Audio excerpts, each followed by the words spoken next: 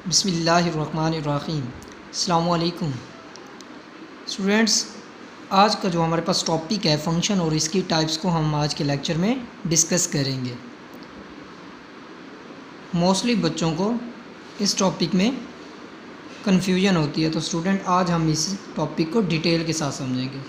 सबसे पहले तो हमें फ़ंक्शन की डेफिनेशन हम डिस्कस करेंगे कि हमारे पास फ़ंक्शन कब और किस तरह से बनता है। तो फंक्शन की डेफिनेशन क्या है हमारे पास? A function from A to B is a rule which associates every element of set A to a unique element of set B. कहना क्या चाह रहा है कि हमारे पास हर एलिमेंट जो है सेट ए का, वो सेट बी में क्या रखता हो? आपके पास यूनिक एलिमेंट रखता हो। सेट ए का हर एलिमेंट सेट बी में यूनिक एलिमेंट रखता हो।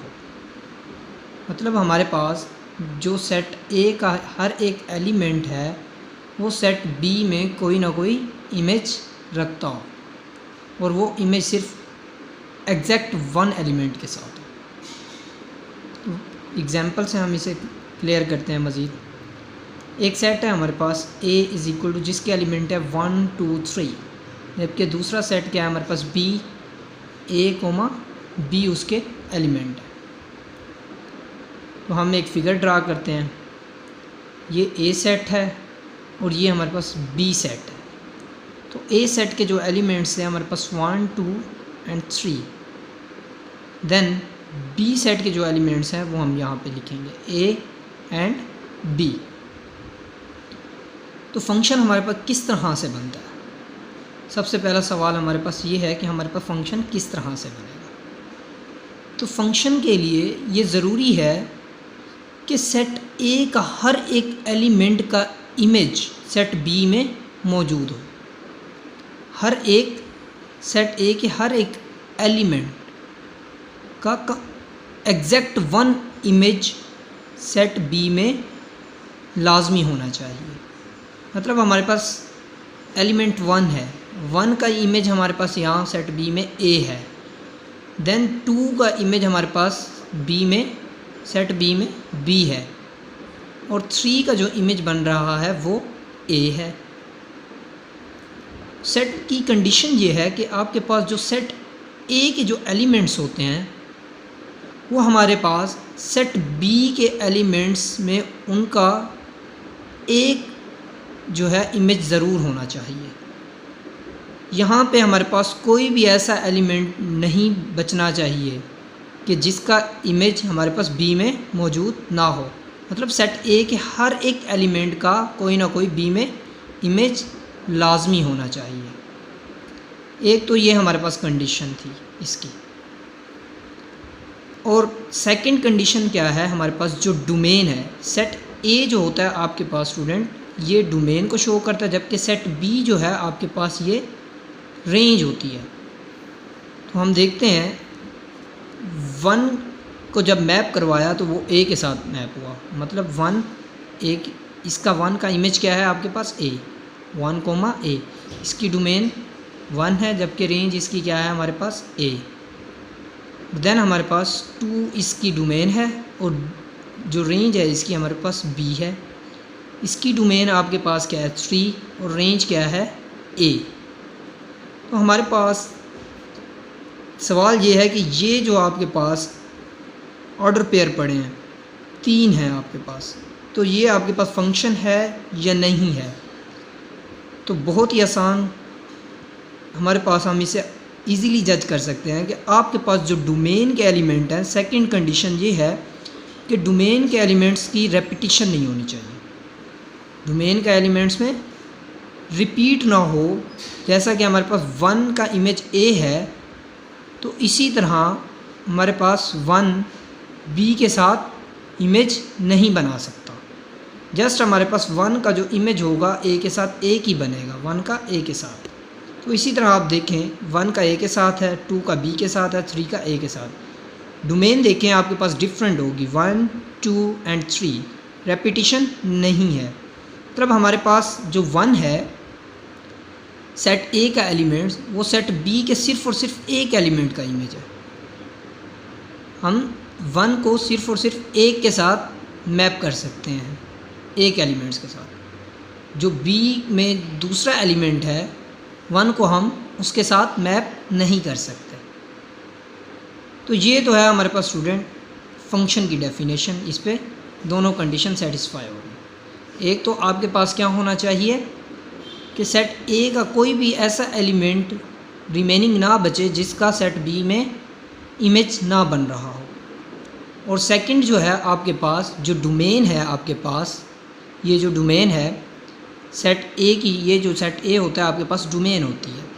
तो सेट A में जो आपके पास डोमेन है, डोमेन के जो आपके पास एलिमेंट्स हैं वो रिपीट नहीं होने चाहिए। मतलब देखें डोमेन में 1 आ रहा है, देन 2 आ रहा है, देन 3 आ रहा है, तो इसमें रेपिटेशन भी नहीं है।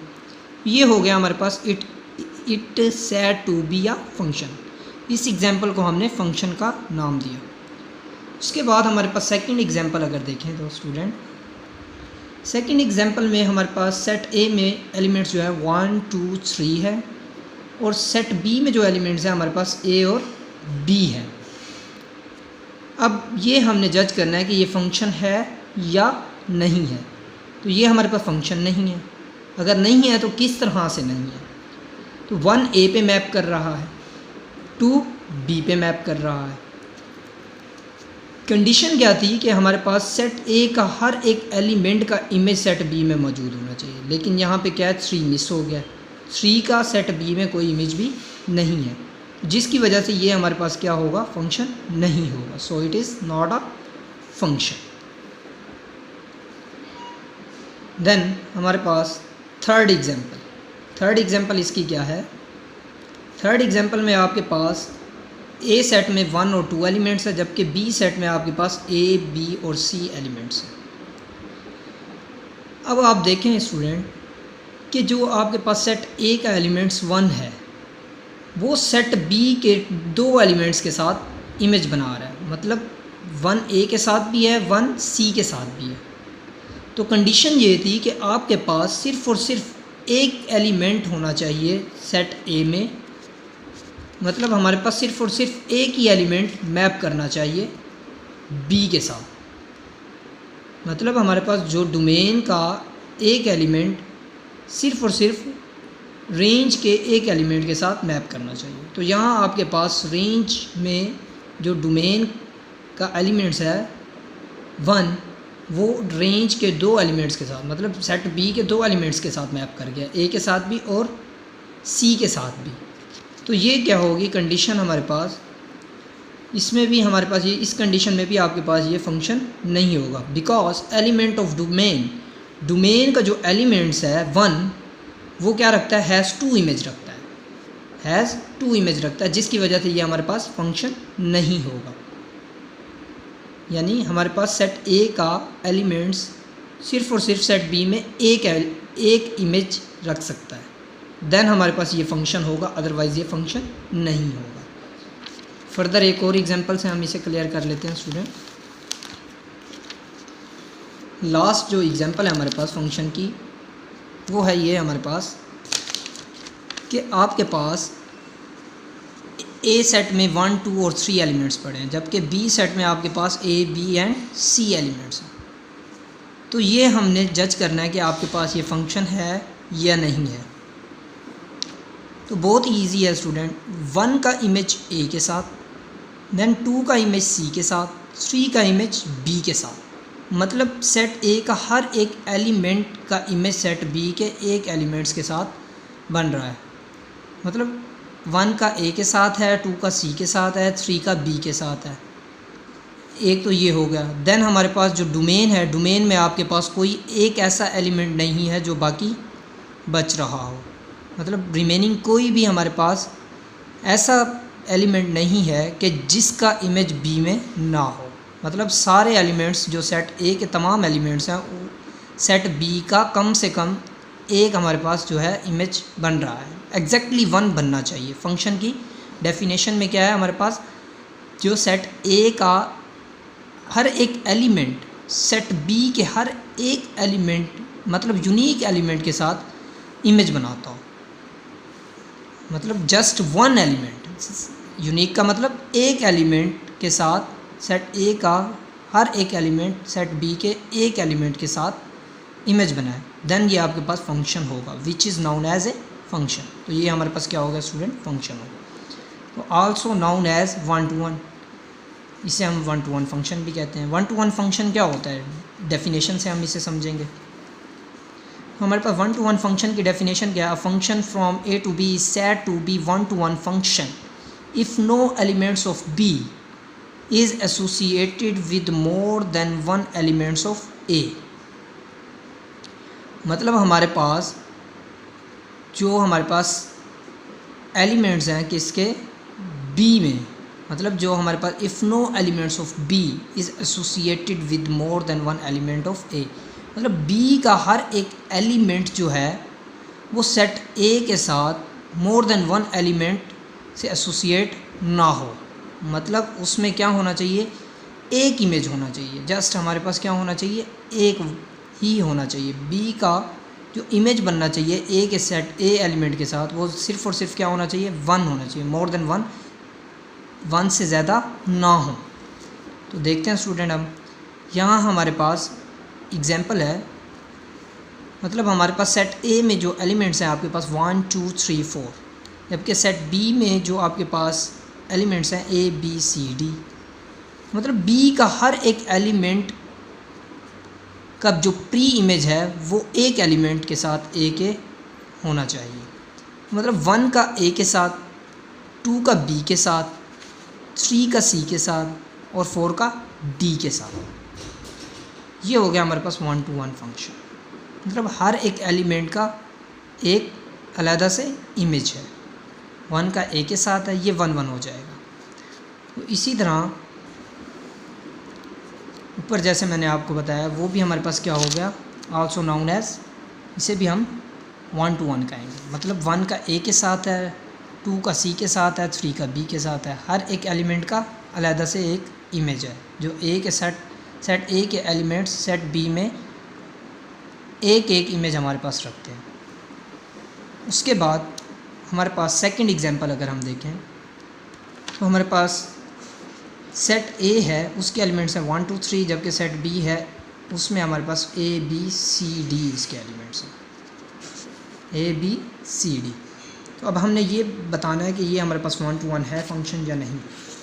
तो ए का जो इमेज बन रहा है इसमें वो है बी, जबकि 2 का जो इमेज बन रहा है वो सेट बी में ए के साथ है, जबकि 3 का जो इमेज बन रहा है वो हमारे पास सी के साथ है। तो ये भी हमारे पास क्या हो जाएगा, वन टू वन हो जाएगा। मतलब जो सेट बी के एलिमेंट हैं, कहता है कि वो हमारे पास सेट ए में एक से ज़्यादा एलिमेंट्स के साथ एसोसिएट ना हो। जो सेट बी के एलिमेंट्स हैं वो सेट ए में एक से ज़्यादा एलिमेंट्स के साथ क्या होना चाहिए, एसोसिएट नहीं होना चाहिए। देन ये हमारे पास क्या हो जाएगी, वन टू वन हो जाएगी। उसके बाद स्टूडेंट हमारे पास है onto function. Onto function को हम सर्जेक्टिव भी कह सकते हैं। ऑन टू फंक्शन क्या होता है हमारे पास, a function F from A to B is said to be onto or surjective function if range F is equal to B. क्या बताना चाह रहा है कि अगर आपके पास फंक्शन की जो रेंज है वो किसके इक्वल आ जाए, बी के इक्वल आ जाए, देन ये आपके पास ऑन टू फंक्शन या फिर आप सर्जेक्टिव भी कह सकते हैं। हम एग्जांपल लेते हैं, एक सेट है हमारे पास ए, उसके एलिमेंट्स हैं 1 2 3 4, जबकि बी सेट है उसके एलिमेंट्स हैं हमारे पास ए बी एंड सी और डी। तो ए सेट के जो एलिमेंट्स हैं 1 2 3 4 मैंने यहाँ लिख लिए, बी सेट के जो एलिमेंट्स हैं ए बी सी डी वो भी मैंने यहाँ लिख लिए। हमने ये जज करना है कि ये हमारे पास ऑन टू फंक्शन है या नहीं है। तो ऑन टू फंक्शन की कंडीशन क्या है कि आपके पास जो फंक्शन की जो रेंज है वो सारी की सारी किसके इक्वल होनी चाहिए, सेट बी के इक्वल। अब रेंज आपके पास कौन सी होती है और डोमेन क्या होती है, डोमेन आपके पास सेट ए होगा, जबकि रेंज क्या होगी आपके पास, सेट बी होगी। तो देखते हैं स्टूडेंट, 1 हमारे पास ए पे मैप कर गया, यहाँ से 2 सी पे मैप कर रहा है और 3 किस पे मैप कर रहा है, डी पे, और 4 किस पे, बी पे। तो 1 ए 2 डोमेन है और इसकी हमारे पास रेंज क्या बनी C, 2, C के साथ जो हमारे पास डोमेन के साथ हमारे पास क्या है D है, 3, D। तो 4 एलिमेंट्स के साथ जो आपके पास है सेट A का जो 4 एलिमेंट्स है उसका जो इमेज बन रहा है वो है B, तो 4, B। तो कंडीशन क्या है, हमारे पास फंक्शन की जो रेंज है वो किसके इक्वल होनी चाहिए, सेट B के इक्वल होनी चाहिए। तो रेंज आपके पास क्या है फंक्शन की, ABCD, यही है ना। तो अब हम देखते हैं कि ये हमारे पास सेट B के इक्वल आती है। तो रेंज फर्स्ट एलिमेंट जो होता है आपके पास इस ऑर्डर पेयर में वो होता है आपके पास डोमेन का। तो रेंज इसमें क्या है, A है, C है, D है और B है। तो अगर अरेंज करें तो हमारे पास B सेट बनता है, ABCD। मतलब जो फंक्शन की रेंज बन रही है ये वो सारी की सारी किसके इक्वल आ रही है, हमारे पास सेट B के इक्वल आ रही है। तो ये हमारे पास क्या हो जाएगी, ऑन टू फंक्शन की एक एग्जांपल हो जाएगी। इसी तरह अगर हम इनटू फंक्शन की बात करें स्टूडेंट, इनटू फंक्शन क्या होता है, a function from A to B is said to be into function if range F subset बन जाए हमारे पास B का, या फिर रेंज जो F है फंक्शन की जो रेंज है वो सेट B के इक्वल ना हो।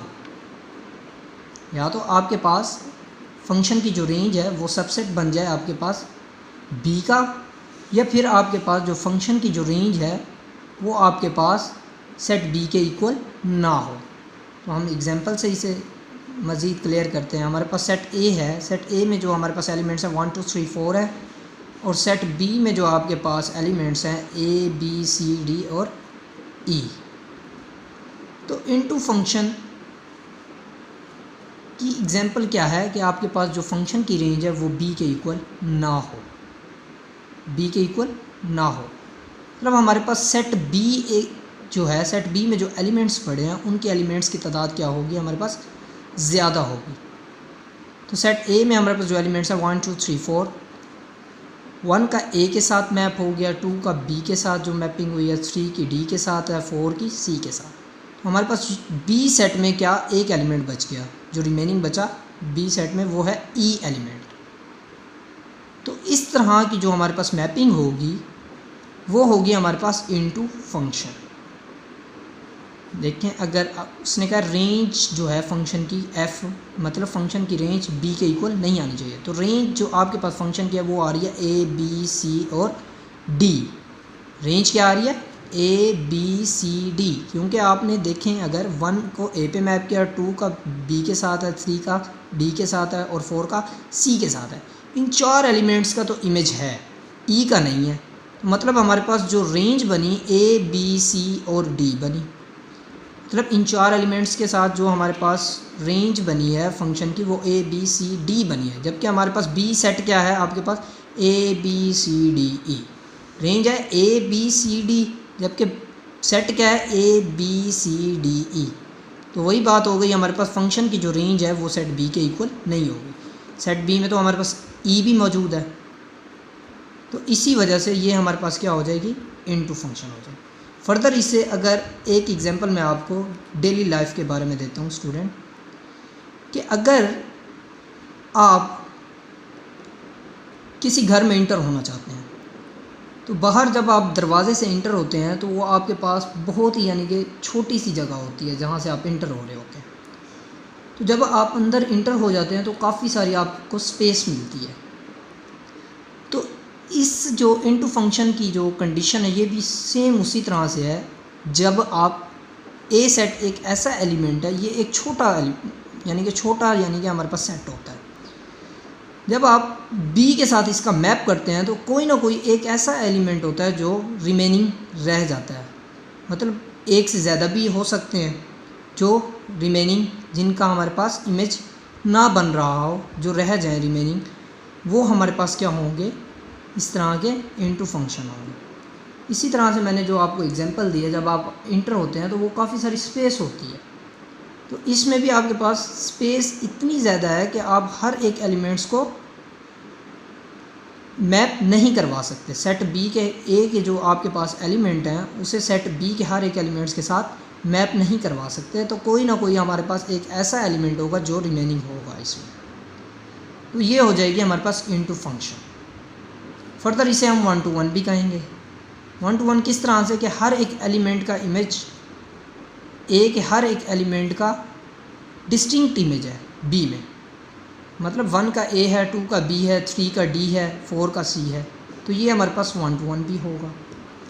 इसी तरह से स्टूडेंट नेक्स्ट जो है हमारे पास वो है bijective function.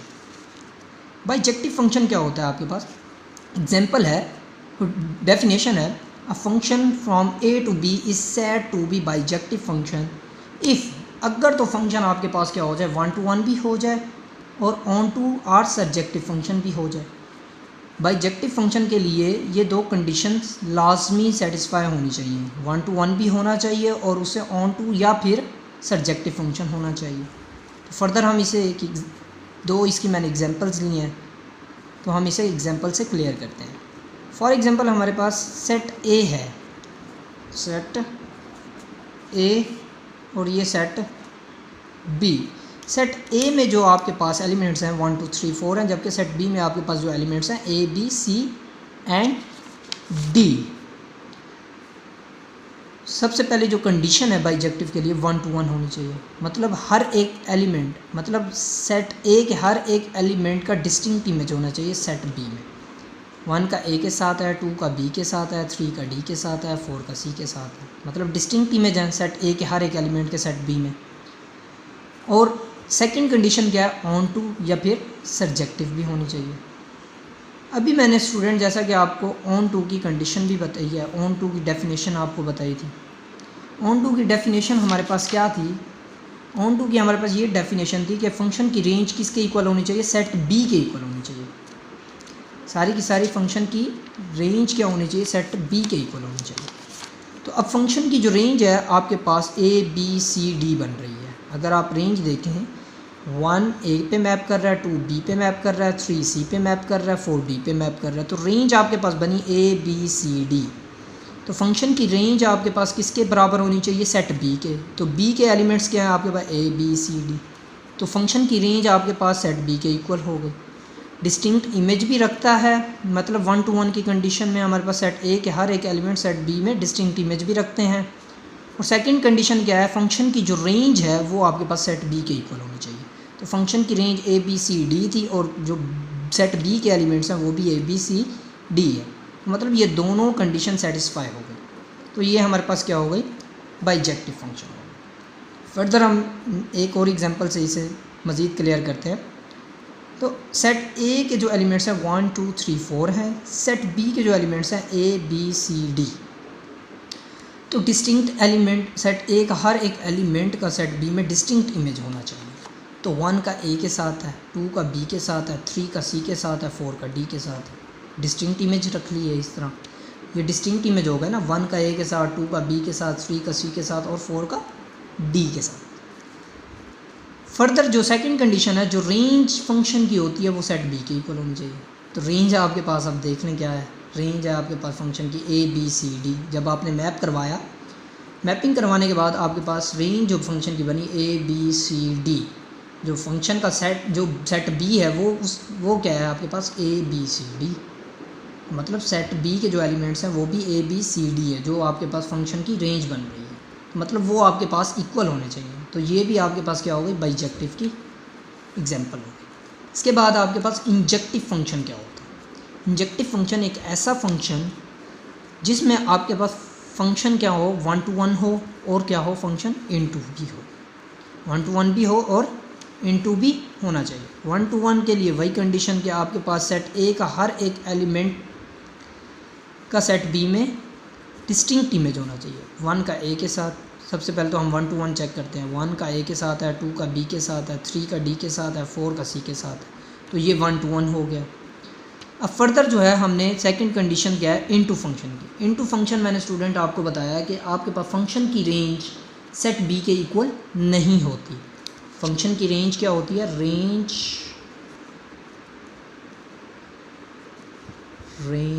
Of F does not equal to B, मतलब आपके पास फंक्शन की रेंज क्या है, सेट बी के इक्वल नहीं होनी चाहिए। तो फंक्शन की जो आपके पास रेंज बनी, अगर मैपिंग करवाई है तो हमने 1 की ए के साथ है, 2 की बी के साथ है, 3 की डी के साथ है, 4 की सी के साथ। तो रेंज जो बनी आपके पास 4 एलिमेंट्स हैं, A B C and D. जबकि आपके पास सेट बी में जो एलिमेंट्स पड़े हैं वो हैं आपके पास A B C D E. Range जो फंक्शन की बन रही है वो डी तक है, लेकिन फंक्शन के जो सेट बी में एलिमेंट्स पड़े हुए हैं वो आपके पास है ए बी सी डी ई। तो यहाँ पे ई एक ऐसा एलिमेंट है जिसका सेट ए में कोई प्री इमेज नहीं है। तो ये हमारे पास क्या हो जाएगी, इनटू फंक्शन भी सेटिस्फाई हो गया, मतलब 1 to 1 भी है और ये इनटू भी है।